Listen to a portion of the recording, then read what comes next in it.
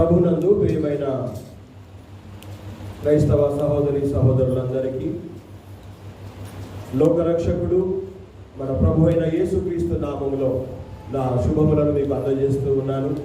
మరొక పర్యాయం ఈ విధంగా మీ ముందుకు వచ్చి మరి సంఘంతో మీ అందరితో కలిసి దేవుని ఆరాధించడానికి, దేవుని నామమును మరి సంతోషించడానికి ప్రభు అనుగ్రహించిన ఈ మంచి సమయాన్ని బట్టి, అవకాశాన్ని బట్టి నేను ఎంతగానో సంతోషిస్తూ వస్తూ ఉంటున్నాను.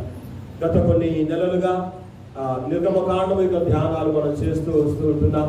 ప్రతి వారం దానిని ధ్యానించలేకపోతూ ఉంటున్నాం. ఎందుకంటే నాకున్నటువంటి కొన్ని ఆరాధన కార్యక్రమాలను బట్టి ప్రతి ఆదివారం కూడా వేరే ప్రాంతానికి వెళ్ళడం ఉండడం చేత రెగ్యులర్గా మనం ఆ యొక్క ధ్యానాలు చేయలేకపోతూ ఉంటున్నాం. ఏది ఏమైనప్పటికీ కూడా మరొకసారి నిర్గమకాండం యొక్క ధ్యానాలు చేయడానికి దేవుడు ఇచ్చిన గొప్ప భాగ్యాన్ని బట్టి నేను దేవుని నామాన్ని స్తుతిస్తూ ఉన్నా. మరి మీ అందరూ తెలిసిన విధంగానే పోయినసారి పాఠాలు మనం నేర్చుకున్నాం. దేవుడు ఐగుప్తు బానిసత్వంలో ఉన్నటువంటి తన ప్రజలను ప్రేమించి వారి విడుదల పొందడానికి మరి దేవుడు వారిని సిద్ధపరిచినటువంటి సందర్భాలు రెండు భాగాలు మనం ధ్యానించాం. వాళ్ళని ఏ విధంగా సిద్ధపరిచాడు అంటే, వారు తమ కోసం ఒక గొర్రె పిల్లను వధించుకోవాలి అన్న విషయం ద్వారా దేవుడు వారిని సిద్ధపరుస్తూ వచ్చాడు. అదేవిధంగా వధించుకున్నటువంటి ఆ యొక్క పస్కా గొర్రె పిల్లను, లేదా వారు విడుదల కొరకై వధించబడిన ఆ గొర్రె పిల్లను ఆచరించే విషయంలో, లేదా ఆ యొక్క మాంసమును భుజించే విషయంలో వారు ఎవరి ఉన్న చోట వారు మాత్రమే ఉండకుండా సమాజముగా సమూహముగా కూడి వారందరూ ఒక చోట చేరి ఆ యొక్క మాంసాన్ని వారు భుజించాలని, సహవాసం చేసేవారుగా ఉండాలని వారిని సిద్ధపరుస్తూ వచ్చాడు. అదేవిధంగా ఆ యొక్క వధించబడినటువంటి ఆ గొర్రెపిల్ల మాంసాన్ని వారు త్వరపడుతూ తినాలని, ఆలస్యం చేయకూడదని మనం అక్కడ నేర్చుకుంటూ వచ్చాం. అదేవిధంగా పులియని రొట్టెలు మాత్రమే వారు తినాలని దేవుడు వారిని సిద్ధపరుస్తూ వచ్చినట్టుగా మనం పోయినసారి పాఠాలు నేర్చుకుంటూ వచ్చాం.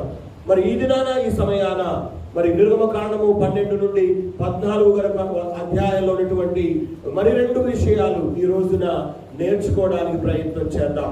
ఇశ్రాయేలు ప్రజలు కొన్ని వందల సంవత్సరాలు ఐగుప్తు దేశంలో బానిసలుగా జీవించారు. దేవుడు వారిని విడిపించాలి అని అనుకున్నాడు. దానికంటే ముందు తన శక్తిని కనపరచడానికి, తన ప్రభావం ఏమిటో, తన సామర్థ్యం ఏమిటో మరి ఆ ఐగుప్తు దేశమంతటికి తెలియజేయడానికి మరి తన ప్రజలను బాధ పెట్టిన వారి మీదికి అనేకమైన తెగుళ్లను ఆయన దేవుడు రప్పించాడు. చివరికి తన ప్రజలైనటువంటి వారిని తన బాహుబలము చేత దేవుడు వారిని విడిపించినాడు. అయితే వారిని విడిపించడానికి దేవుడు ఏ సమయంలో పని చేశాడు? విడిపించాలి, వారిని తప్పించాలి అంటే పని చేసేవాడు కావాలి. దేవుడు వారిని విడిపించడానికి ఏం చేశాడు? ఏ రకంగా పని చేశాడు? ఏ పని చేశాడు? ఎప్పుడు చేశాడు అన్న విషయాన్ని ఈ దినాన మనం నేర్చుకోబోతూ ఉంటున్నాం. దేవుడు చేసిన కార్యం ఏమిటో మనం చూద్దాం. దయచేసి నిర్గమకాండము 11వ అధ్యాయము 4-5 వచనాలను చదివి సహాయం చేయండి. మోషే ఫరోతో ఇట్లా అన్నాడు, యెహోవా సెలవిచ్చినదేమనగా, మధ్యరాత్రి నేను ఐగుప్తు దేశంలోనికి బయలు వెళ్ళదను. ఫరో తొలి పిల్ల మొదలుకొని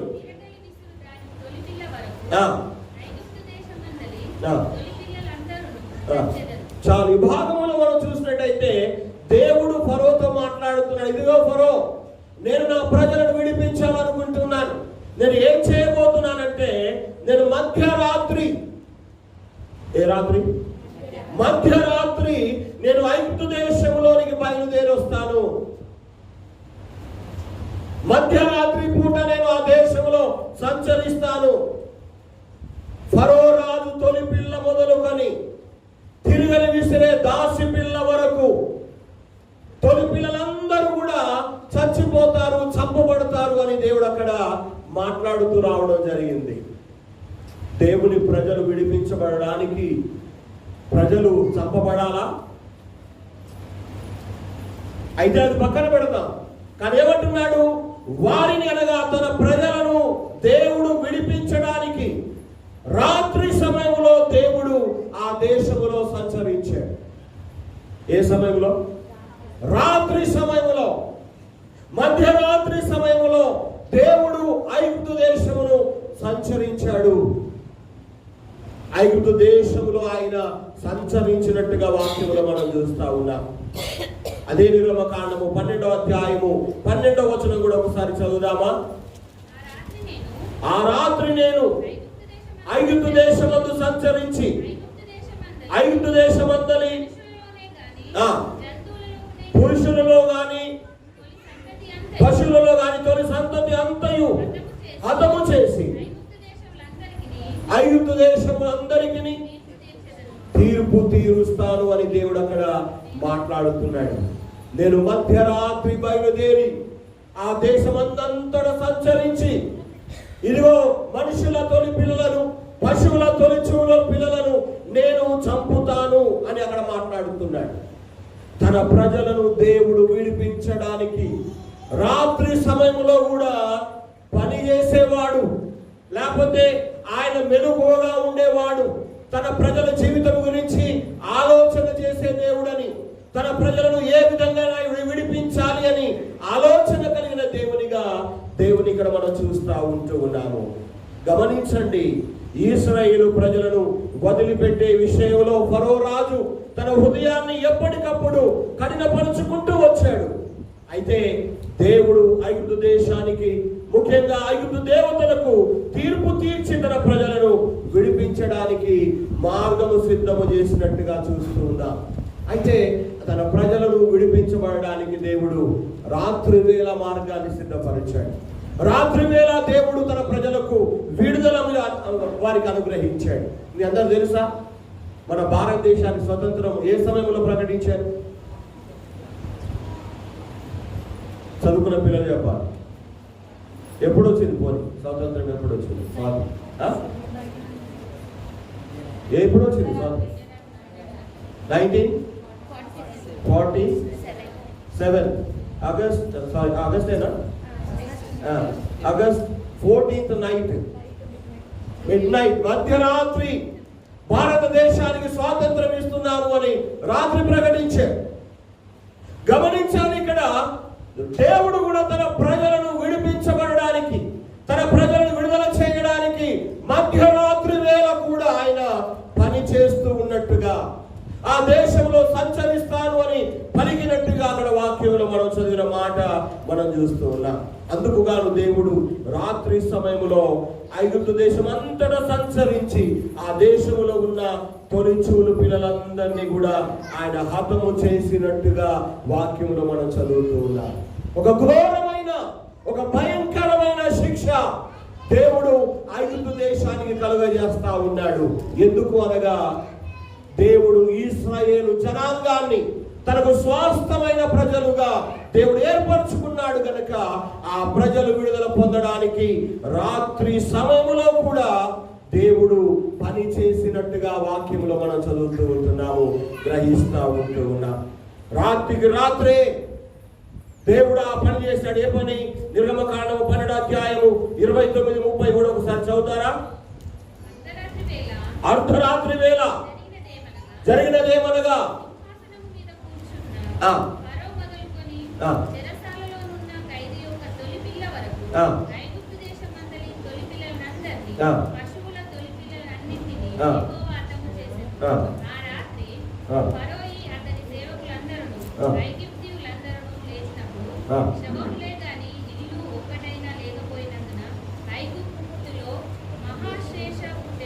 చాలా ఘోష పుట్టెను. చాలా భాగంలో చూస్తే సింహాసనంలో కూర్చున్న రాజు కొడుకు మొదలుకొని చెరసాలలో ఉన్నటువంటి ఖైదీల సంతానం మట్టు కూడా తొలిచూలు పిల్లలందరూ కూడా చంపబడ్డారు. దేవుడు చంపేశాడు, దేవుడే హతం చేశాడు. ఆ మధ్యరాత్రి వేళ దేవుడు సంచరించి ఆ ఏ ద్వారబంధం మీద అయితే ఆయన గొర్రెపిల్ల రక్తపు గుర్తు ఉండదో ఆ ప్రతి ఇంట్లో ఉన్నటువంటి తొలిచూలును దేవుడు హతము చేసినట్టుగా చూస్తూ ఉన్నాం. అనగా శవము లేని ఇల్లు ఒక్కటి కూడా లేదట. అంటే ప్రతి ఇంట్లో కూడా ఒకరు చనిపోయారు, ప్రతి ఒక్కరు చంపబడ్డారు. భయంకరమైన ఘోష ఆ మధ్యరాత్రి వేళ ఐదు దేశంలో పుట్టినట్టుగా మనం చూస్తా ఉన్నాం. ఆ దుఃఖాన్ని, ఆ వేదనను, ఆ యొక్క బాధను తట్టుకోలేనటువంటి ఫరో రాజు ఏం చేశాడయ్యా అంటే, అదే 12వ అధ్యాయం 31 మనం చదివితే, రాత్రికి రాత్రే ఫరో రాజు మోషేను పిలిపించి, మీరు ఈ దేశం నుండి బయలు వెళ్ళిపోండి, మీరు ఈ దేశంలో ఉండకూడదు, ఈ దేశంలో మీరు ఉండొద్దు, దయచేసి ఈ దేశాన్ని వదిలిపెట్టి మీరు వెళ్ళిపోమని ఆ రాత్రికి రాత్రే పిలిచి మోషేతో మాట్లాడినట్టుగా మనం చూస్తూ ఉన్నాం. అంటే ఇశ్రాయేలు ప్రజలను విడిపించడానికి, వారి విడుదల కొరకు రాత్రి అంతా కూడా మరి దేవుడు ఆ దేశంలో సంచరించినట్టుగా, ఆ దేశంలో నడిచినట్టుగా, ఆ దేశంలో ఆయన పని చేసినట్టుగా మనకి వాక్యం ద్వారా అర్థమవుతా ఉంటుంది.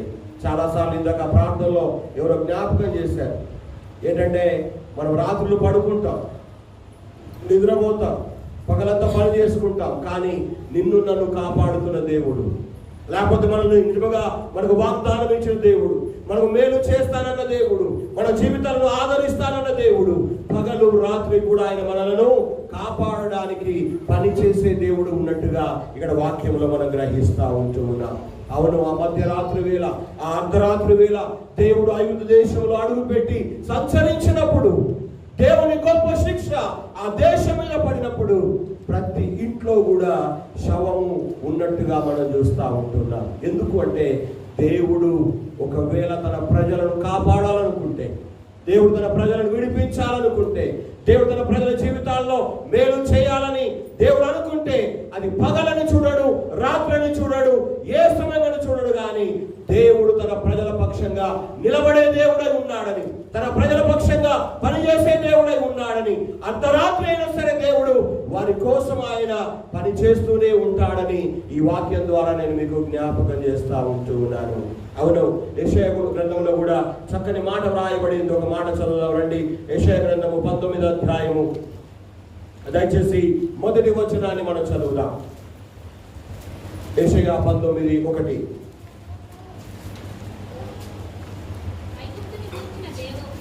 ఐగుప్తును గూర్చిన దేవోక్తి, యెహోవా వేగము గల మేఘము ఎక్కి ఐగుప్తునకు వచ్చుచున్నాడు.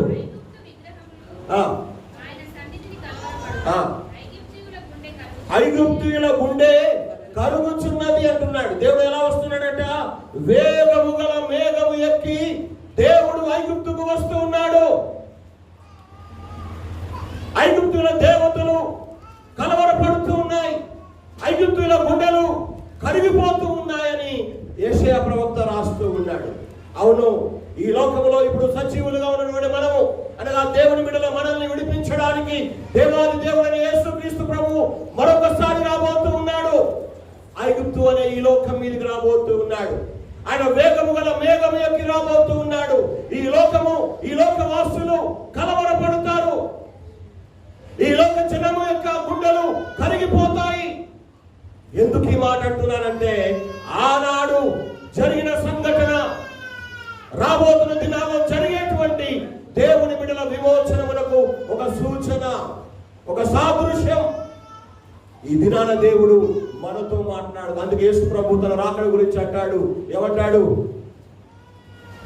కోడి కూసే వేళ వస్తాడో, మధ్యరాత్రి వస్తాడో, వేకోజామున వస్తాడో, ఏ సమయంలో వస్తాడో మీకు తెలియదు అంటాడు. అనగా ఆయన రాబోతున్నటువంటి గడియ దేవునికి మాత్రమే తెలుసు కనుక మన జీవితాల్లో ఆయన ఇవ్వబోయేటువంటి విడుదల కోసం మనం కనిపెట్టే వారంగా ఉండాలి. అది ఏ సమయమైనా కావచ్చు. ఇంకో మనవుడు చెప్పాడు యేసు ప్రభు తన రాకడ గురించి ఏమని? ఉదయకాలం 2 స్త్రీలు తిరుగులు విసురుతూ ఉంటారు. ఒక ఆమె కొనిపోబడుతుంది, ఒక ఆమె విడిచిపెట్టబడుతుంది అని. తర్వాత అంటాడు, పొలంలో 2 నాగలి దున్నుతూ ఉంటారట, ఒకరు ఎత్తబడతారట, ఒకరు విడిచిపెట్టబడతారట. ఇంకో మాట కూడా చెప్పాడు, రాత్రి వేళ 2 మంచం మీద పడుకుంటారట, ఒకరు విడిచిపెట్టబడతారట, ఒకరు ఎత్తబడతారు. అంటే ఏ సమయంలోనైనా యేసు ప్రభు నీ విడుదల కోసం ఆయన వస్తాడు. యెషయా అంటున్నాడు, వేగము గల మేఘము ఎక్కి యెహోవా ఐగుప్తుకు వచ్చుచున్నాడు. ఆయన రాకడ సమీపముగా ఉన్నది. ఆయన రాబోతూ ఉన్నాడు నిన్ను నన్ను విడిపించడానికి. సదాకాలము మనకు వాగ్దానం చేసే దేశంలో దేశానికి మనం తీసుకువెళ్ళడానికి ఆయన రాబోతూ ఉన్నాడు. ప్రియ దేవుని బిడ్డలు, ఆనాడు మధ్యరాత్రి వేళ దేవుడు ఆ దేశంలో సంచరించి తన ప్రజలను ఏ విధంగా విడిపించుకొని తీసుకువెళ్ళాడో అదే రీతిగా నిన్ను నన్ను ప్రేమించి మన కోసం ప్రాణం పెట్టినటువంటి యేసుక్రీస్తు ప్రభు ఈ లోకము మీదకి నిన్ను నన్ను విడిపించడానికి రాబోతూ ఉన్నాడు, తీసుకువెళ్ళడానికి రాబోతూ ఉన్నాడు. కనుక మన జీవితాల్లో రాత్రిని గాని పగలని గాని మనం చూడకుండా దేవుడి విడుదల కోసము సిద్ధపడిన వారంగా ఉండాలి. చెప్పాను కదా, వాళ్ళు తమ కోసం గొర్రె పిల్లను వధించుకోవాలి కదా, సమాజముగా కూడి దేవుణ్ణి ఆరాధించాలి, త్వరపడి వారు తినాలి కదా, త్వరపడి దానిని వాడు తినాలి. ఈ విధంగా ఎప్పుడైతే వారు సిద్ధపడిన వారుగా ఉంటారో, ఎప్పుడైతే వారు సిద్ధపడి ఉంటారో, అప్పుడు ఏ సమయంలో అయినా దేవుడు వచ్చి తన ప్రజలను విడిపించుకొని తీసుకువెళ్తాడు. ఈ రోజు నేను అంటున్నాను, దేవుడు సిద్ధపడమన్నటువంటి ప్రకారం నువ్వు సిద్ధపడుతున్నావా? దేవుడు సిద్ధపరిచిన ప్రకారంగా నీ జీవితాన్ని, నీ కుటుంబాన్ని, నీ విశ్వాసాన్ని, నీ ప్రార్థన జీవితాన్ని, నీ సంఘ సహవాసాన్ని సిద్ధపరచుకుంటున్నావా? ఒకవేళ సిద్ధపరచబడకపోతే వదిలివేయబడిన గుంపులో ఉంటావు, విడిచిపెట్టబడే గుంపులో ఉంటావు, విడుదల పొందే గుంపులో ఉండవు. కానీ వాక్యం ద్వారా దేవుడు మనతో మాట్లాడుతున్నాడు. వారిని విడిపించడానికి రాత్రి సమయంలో దేవుడు ఆ దేశంలో సంచరించినట్టుగా వాక్యంలో మనం చూస్తా ఉన్నాం.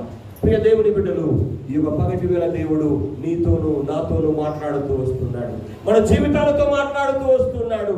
ఈ రాత్రి మన జీవితాలను సిద్ధపరుచుకొని ప్రభు ఇవ్వబోయేటువంటి విడుదల కోసము మనము కనిపెట్టే వారమై ఉండాలని ఈ ఉదయకాల సమయంలో నేను మీకు జ్ఞాపకం చేస్తూ ఉంటున్నా. వారిని విడిపించడానికి రాత్రి సమయంలో దేవుడు ఆ దేశంలో సంచరించాడు, నడిచాడు. అంటే ఎక్కడెక్కడ తన ప్రజలు ఉన్నారో, ఎక్కడెక్కడ ఏ గొర్రె పిల్ల రక్తానైతే ద్వారబంధాల మీద పూసుకోమని చెప్పాడో, ఆ గృహంలో శవము లేదు గాని, ఆ ఇంట్లో ఎవరు చనిపోలేదు గాని, ఏ ద్వారబంధాల మీద గొర్రె పిల్ల రక్తము పూయబడలేదో ఆ ప్రతి గృహంలో కూడా దేవుడు వినాశనాన్ని, లేకపోతే ఘోషను, దుఃఖాన్ని, వేదనను కలిగించినట్టుగా చూస్తూ ఉన్నాము. దేవుడు రాత్రి సమయంలో ఆ దేశంలో సంచరించాడు. రెండవదిగా ఏం చేశాడు? రెండవదిగా దేవుడు రాత్రంతా పనిచేసే దేవుడు కదా, రాత్రి సమయంలో ఆ దేశంలో సంచరించాడు, తన ప్రజలకు విడుదల మార్గాన్ని సిద్ధం చేశాడు. రెండవదిగా నిర్గమకాండము 14వ అధ్యాయము 21వ వచనాన్ని చదవండి. మోషే సముద్రం వైపు తన చెయ్యి చాపగా యెహోవా ఆ రాత్రి అంతయు బలమైన తూర్పు గాలి చేత సముద్రమును తొలగించి ఆ సముద్రాన్ని ఆరిన నేలగా చేశాడు. గమనించాలి, తన ప్రజలను ప్రేమిస్తున్న దేవుడు వారి విడుదల కోసం మార్గాన్ని సిద్ధపరచడానికి అర్ధరాత్రి వేళ, మధ్యరాత్రి వేళ ఐగుప్తు దేశంలో సంచరించాడు.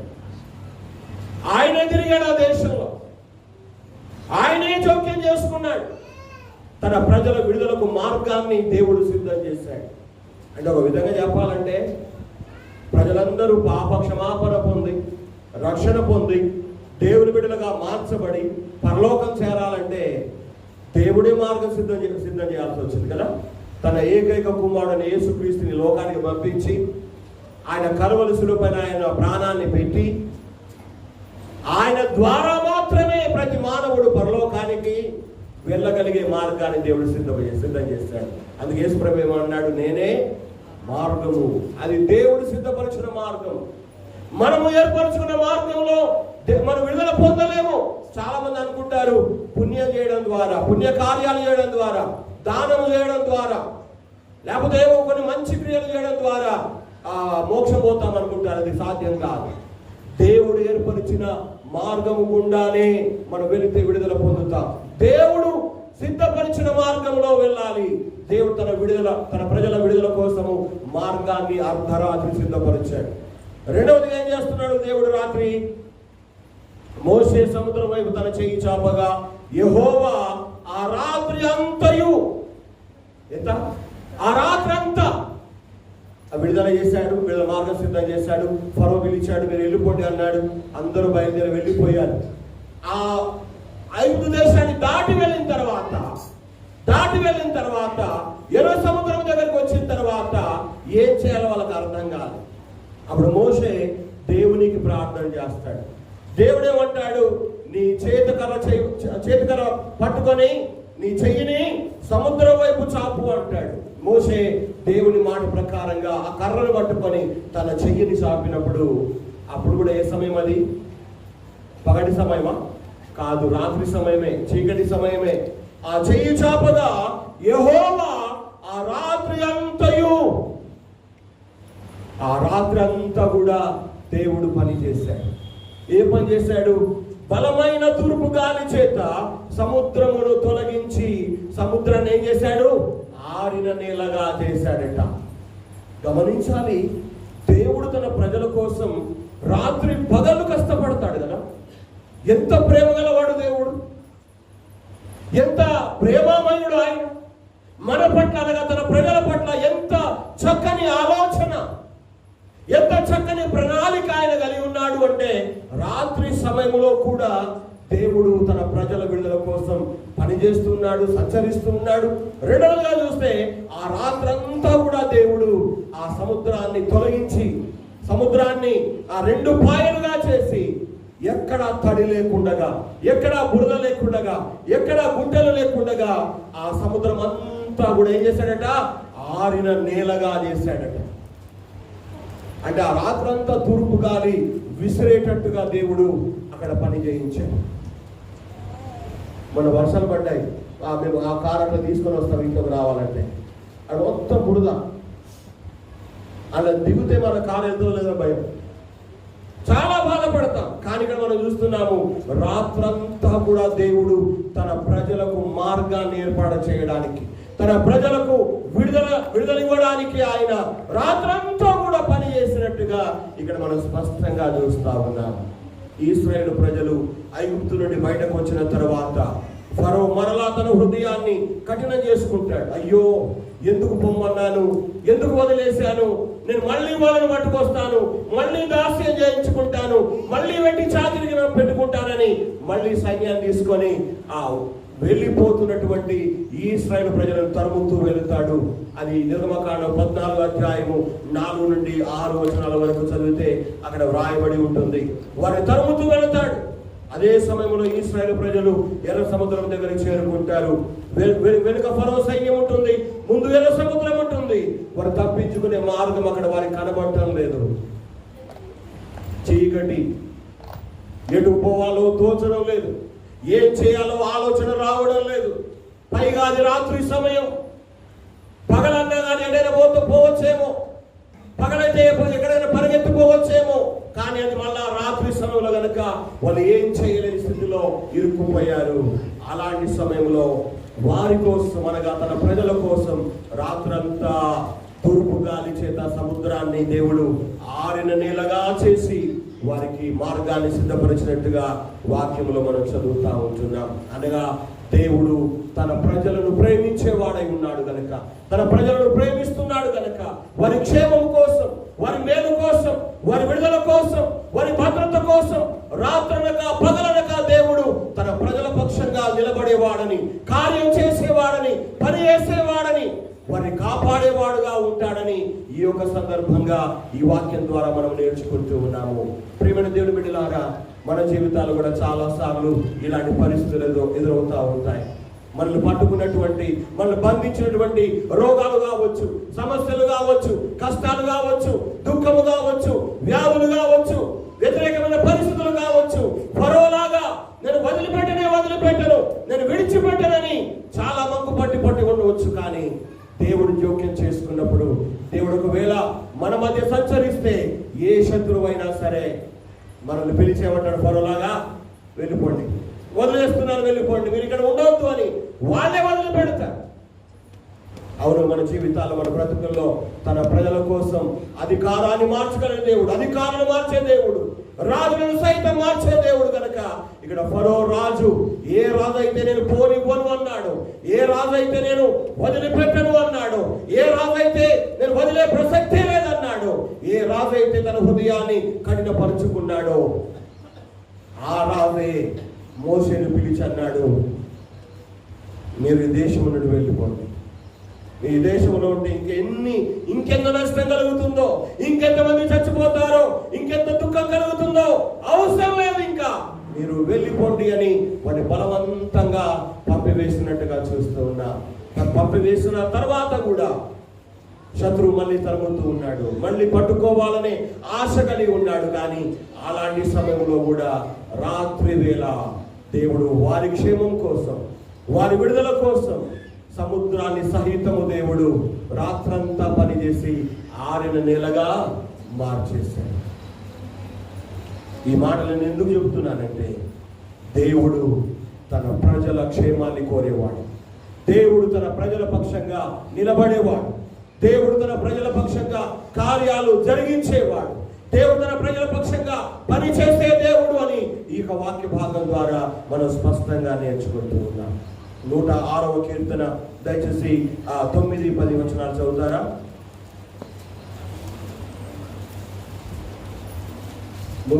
కీర్తన. ఆయన దేవుడు ఎర్ర సముద్రమును గద్దింపగా అది ఆరిపోయెను, మైదానము మీద నడుచున్నట్లు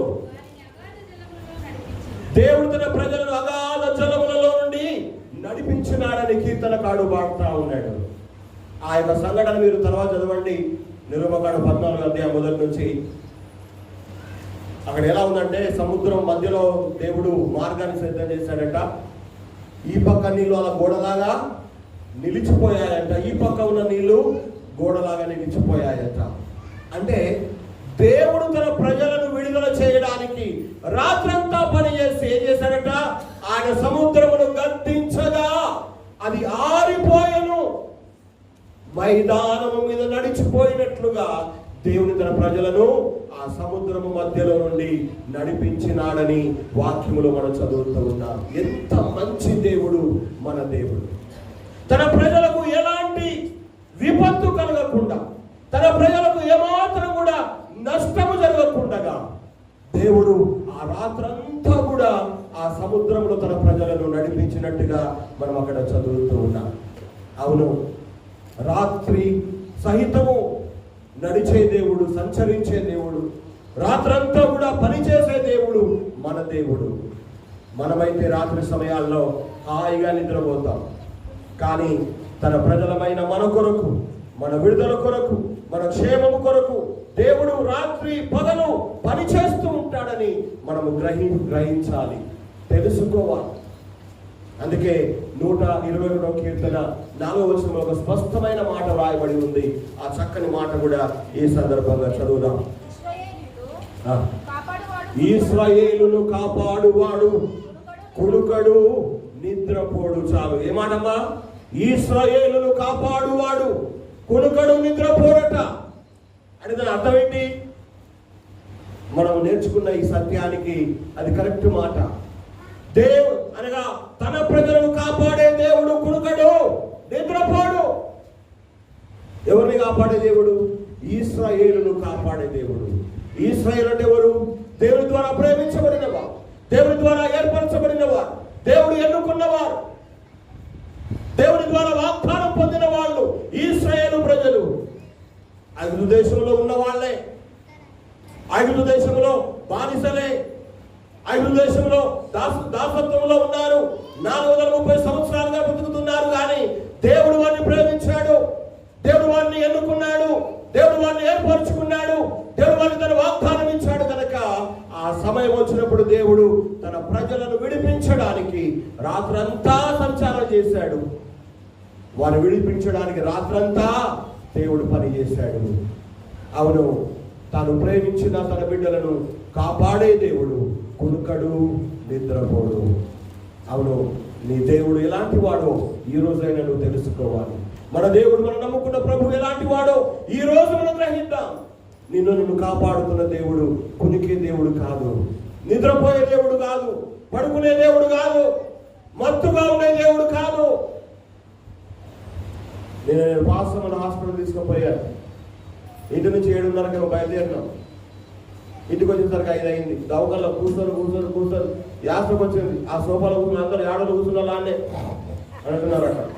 అలిసిపోయి కూర్చోలేక నాకైతే కట్టేసినట్టు అయిపోయింది. ఎందుకు ఈ మాట అంటున్నానంటే, ఒక తుర్గా పడుతుంది మొత్తం సోఫా నిండా, భయంకరంగా గుర్రపడుతుంది. నేను అన్నాను, ఇంత మంచి నిద్ర ఇంత కూడా పోతుందో లేదో ఆమె కదా. చాలా చాలా సమయాలు మనం గమనిస్తూ ఉంటాం. కానీ ఇక్కడ వాక్యంలో మనం అలిసిపోతాం. కాసేపు పడుకుంటే బాగుండు, కాసేపు కళ్ళు మూస్తే బాగుండు అనుకుంటాం. కానీ నిన్ను ప్రేమించి, నిన్ను ఎన్నుకొని, నిన్ను ఏర్పరచుకొని, నీకు వాగ్దానం ఇచ్చిన దేవుడు నిన్ను కాపాడే విషయంలో ఆయన కునికేవాడు కాదు, నిద్రపోయే దేవుడు కాదు. రాత్రైనా పగలైనా 24 గంటలు ఆయన నీ కోసం ఆలోచన చేస్తాడు, నీ క్షేమాన్ని ఆలోచన చేస్తాడు, నిన్ను ఎలా కాపాడాలి అన్న ఆలోచన దేవుడు కలిగి ఉంటాడు. అనగా తన ప్రజల క్షేమం కొరకు, తన ప్రజల విడుదల కొరకు, తన ప్రజల యొక్క బాగు కొరకు రాత్రంతా కూడా ఆ దేశంలో సంచరించాడు. తన ప్రజల విడుదల కోసం రాత్రంతా దేవుడు ఆ సముద్రం దగ్గర పనిచేశాడు.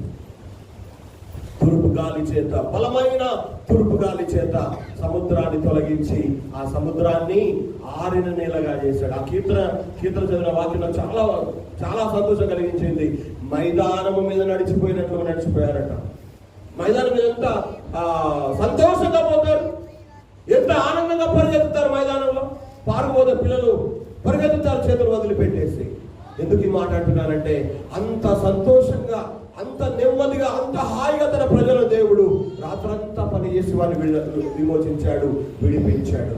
అంటే మన దేవుడు రాత్రి పగలు పనిచేసే దేవుడు. ఎవరి కోసం? మన కోసం, మన క్షేమం కోసం, మన బాగు కోసం, మన విముక్తి కోసం, మన యొక్క మంచి కోసం ఆయన మనల్ని కునుకకుండా, నిద్రపోకుండా కాపాడుతున్న దేవుడు, ఆయన నడిపిస్తున్న దేవుడు అని వాక్యం ద్వారా జ్ఞాపకం చేస్తూ ఉంటున్నాను. ఈ కారణం చేత మరొక దగ్గర కీర్తనకాడు అంటాడు, ఏమంటాడు? 30వ కీర్తన 5వ వచనం చదవండి. కీర్తనలు 30వ అధ్యాయము 5వ వచనం.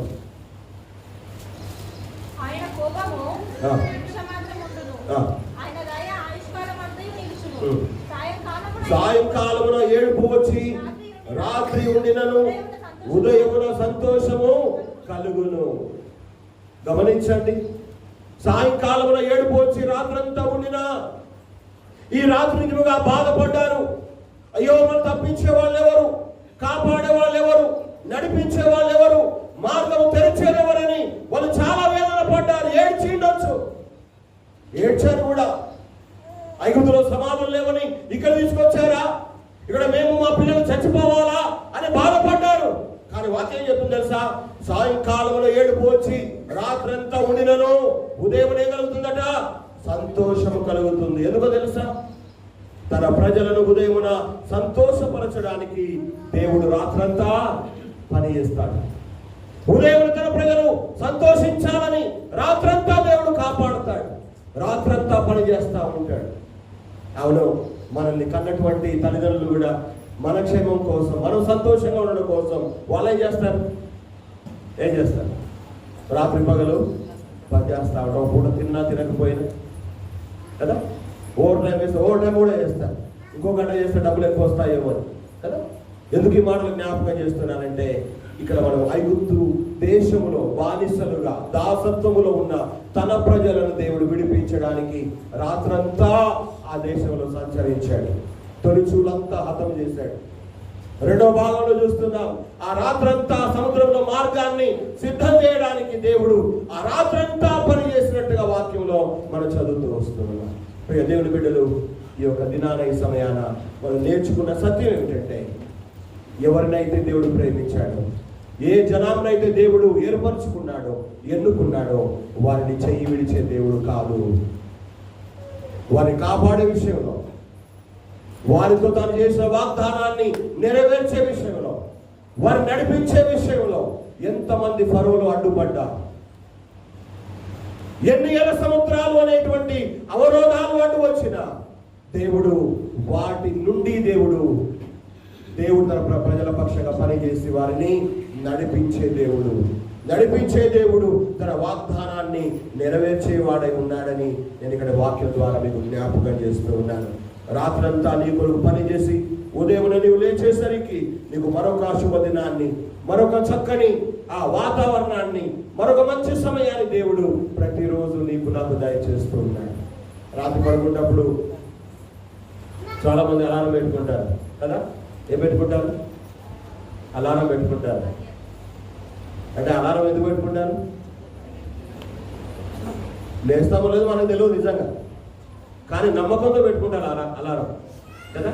అంటే రాత్రంతా దేవుడు మన కోసం మన మధ్య సంచరించి ఏ తెగులు రాకుండా కాపాడుతూ రాత్రంతా కూడా నడిపించి తెల్లవారి లేచేసరికి ఎంతో సంతోషకరమైన మరొక దినం, మరొక సమయం, మరొక అవకాశం దేవుడు మన జీవితాల్లో దయచేస్తూ వస్తూ ఉన్నాడు. అవును, ఈ యొక్క సమయంలో నేను జ్ఞాపకం చేస్తున్నా, దేవుని బిడ్డగా నువ్వు జీవిస్తే చాలు, దేవుని ప్రేమను పొందితే చాలు, దేవుని ద్వారా ఏర్పరచబడిన స్థితిలో నువ్వు ముందు కొనసాగితే చాలు. నీ దేవుడు నీ కోసం, నీ కుటుంబం కోసం, నీ భవిష్యత్తు కోసం ఆయన ఏదైనా చేస్తాడు, ఎప్పుడైనా చేస్తాడు, ఎంతైనా నీ కోసం చేయగలడు. ఆయన నీ కోసం, నా కోసం రాత్రి పగలు కునుకగా నిద్రపోక మన పక్షంగా నిలబడేవాడుగా ఉండాలి అంటే మనమందరం కూడా ఎలా ఉండాలి? ఆయన ద్వారా ప్రేమించబడిన వారంగా ఉండాలి, ఆయన ద్వారా ఏర్పరచబడిన వారంగా ఉండాలి, ఆయన ద్వారా ఎన్నిక చేయబడిన వారంగా ఉండాలి, ఆయన చేత వాగ్దానము పొందిన వారముగా ఉండాలి. అంత మాత్రమే కాదు, దేవుడు చెప్పిన రీతిగా సిద్ధపడిన వారంగా కూడా మనము ఉండాలి. అంటే ఈ విడుదల ఎవరి కోసం? మన ముందున పాఠాలు నేర్చుకున్నాం. మీకోసం ప్రతి ఇంటికి ఒక గొర్రెపిల్ల వధించుకోండి కదా. ప్రతి ఇంటికి ఒక గొర్రెపిల్ల వధించుకోండి. మీరు ఎవరింట్లో వాళ్ళు ఉండొద్దు, సమాజముగా అందరూ కలిసి రావాలి, ఐక్యంగా ఉండాలి, కలిసి మాత్రమే వారు ఉండాలి, సమూహముగా ఉండాలి. మూడవదిగా త్వరపడుతూ తినాలి, ఆలస్యం చేయవద్దు. గొర్రెపిల్లను వధించుకోవడానికి, దాన్ని కాల్చడానికి చెప్పులు తొడుక్కొని, నడుము కట్టుకొని, కర్ర చేత పట్టుకొని సిద్ధపడిన వారంగా ఉండాలి. నాలుగోదేమని నేర్చుకున్నాము, పులియని రొట్టెలు మాత్రమే తినాలి. అనగా ఎలాంటి పులిసిన పిండి, ఎలాంటి పాపము మన జీవితాల్లో లేకుండగా మన జీవితాలను ప్రత్యేకమైన విధానంలో కాపాడుకుంటూ సిద్ధపడి ఉంటే దేవుడు నీ కోసం ఏదైనా చేస్తాడు, నీ కుటుంబం కోసం ఏమైనా చేస్తాడు, నీ బిడ్డల కోసం ఏదైనా చేస్తాడు, నీ బాధలో కూడా ఆయన ఏమైనా చేస్తాడు. నేను బాధ పెట్టే వారి విషయంలో కూడా ఆయన తప్పకుండా ఆయన ప్రతీకారం తీర్చుకుంటాడు. ఫరో మీద ప్రతీకారం తీర్చుకున్నాడు, ఫరో రాజ్యంలో దేవతల మీద ప్రతీకారం తీర్చుకున్నాడు, ఫరో ప్రజల మీద ఆయన ప్రతీకారం తీర్చుకున్నాడు. ఎందుకు ఈ మాట అంటున్నానంటే 430 సంవత్సరాలు దేవుని ప్రజల వారు ఇబ్బందుల పాలు చేశారు, బాధ పెట్టారు. ఈనాడు కూడా ఈ క్రైస్తవ సమాజాన్ని లోకమంతా కూడా ఒక విధంగా బాధ పెట్టేవారే, శ్రమ పెట్టేవారే. కానీ దేవుని ప్రజల వారు ఎదురు చూస్తూ ఉన్నారు. మా దేవుడు మాకు వాగ్దానం ఇచ్చాడు, నేను మళ్ళీ వస్తాను, మరలా నా యుద్ధ ఉండడానికి నేను మరలా వచ్చి మిమ్మల్ని తీసుకొని వెళతాను అని చెప్పిన ఆ మాటను పట్టుకొని జీవిస్తూ ఉంటున్నాను. ఎందుకు ఈ మాటలు జ్ఞాపకం చేస్తున్నానంటే రాబోతున్న దినాల్లో భయంకరమైన ఇంకా కొన్ని అవరోధాలు, ఆటంకాలు రాబోతూ ఉన్నాయి. ఏం జరుగుతుందో మనకు తెలియదు, అది ఇప్పుడు చెప్పడం మధ్యలో కాదు, నాకు తెలియదు. కానీ రాజ్యాంగాన్ని కూడా మార్చేస్తారంట కదా. కేవలం క్రైస్తవులకు, ముస్లిమ్స్కు ఓటు హక్కు కూడా రద్దు చేస్తారంట. ఈ కేవలం ఇండియా దేశంలో బ్రతకొచ్చు, కానీ మనకు ఏ హక్కు ఉండదు, ఏ హక్కు ఉండదు. ఏమో పరిస్థితులు తారుమారైతే చెప్పలేదు. కానీ నేను మళ్ళీ జ్ఞాపకం చేస్తున్నాను, వాగ్దానం చేసిన దేవుడు నమ్మదగిన వాడు, తన ప్రజలు విడిపిస్తానని దేవుడు నమ్మదగిన వాడు, నేను మరలా వస్తున్నాను చెప్పిన దేవుడు నమ్మదగిన వాడు, ఆయన మాట తప్పని దేవుడు. ఈ లోకంలో ఉన్నంత కాలం ఎన్ని బాధలు రాని, ఎన్ని కష్టాలు రాని, ఎంతమంది ఫరోలైనా లేవని, ఎన్ని ఎర్ర సముద్రాలైనా అడ్డము రాని, ఎన్ని రకాల శ్రమలైనా అనుభవిద్దాం, బాధ లేదు. కానీ ఒకనొక దినమున దేవుడు రాత్రి పగలు తేడా లేకుండా తన ప్రజలు విడిపించిన దేవుడు, వారి కోసం ఆ దేశమంతా సంచరించిన దేవుడు, వారి విడుదల కోసం రాత్రంతా పనిచేసిన దేవుడు. ఇదిగో తన బిడ్డలుగా ఉన్న మన కోసం కూడా పనిచేస్తున్నాడు. తన బిడ్డలుగా ఉన్న మన కోసం ఆయన రానై ఉన్నాడు. ఆయన సంచరించబోతూ ఉన్నాడు. మనకు కూడా ఒక మార్గాన్ని సిద్ధం చేయబోతూ ఉన్నాడు. మరి అలాంటి దేవుని కలిగిన మనం, దేవుని ప్రేమను పొందిన మనం ఆ ప్రేమను కాపాడుకుందాం. ఏర్పరిచినటువంటి ఎన్నుకున్నటువంటి ఆ యొక్క జీవితంలో జీవిద్దాము, సిద్ధపడి ఉందాము. కనుక మిగతా పని అంటే ఏమో చేయాలి?